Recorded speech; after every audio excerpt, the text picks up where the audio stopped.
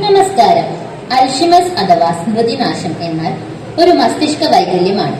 അത് കാലക്രമേണ അല്ലെങ്കിൽ പ്രായമേറുന്നത് മൂലം വഷളാകുന്നു.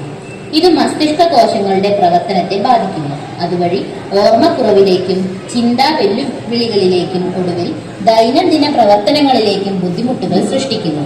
എന്നാൽ ഇന്ന് അൽഷിമേഴ്സ് രോഗം ബാധിച്ചവർ സമൂഹത്തിൽ ഒറ്റപ്പെട്ടു പോവുകയാണ്.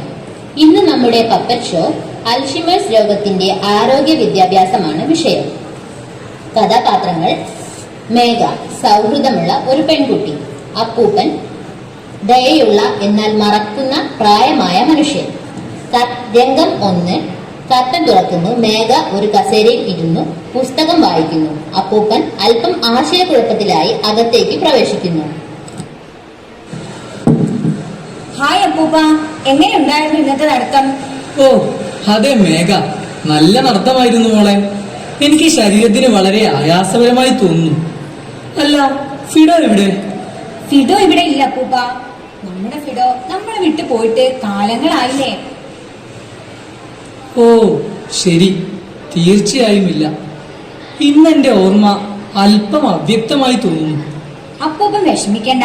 ചിലപ്പോഴൊക്കെ നമ്മുടെ തലച്ചോർ ഒരു കുഴപ്പം പിടിച്ച പസിൽ പോലെ കാര്യങ്ങൾ അല്പം കൂട്ടിക്കുഴയ്ക്കുന്നുണ്ട്.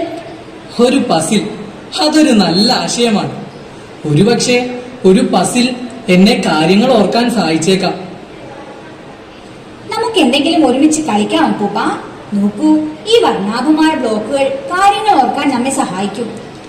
ആ അതെ. നിനക്കോ കലയൊന്നും കാണാൻ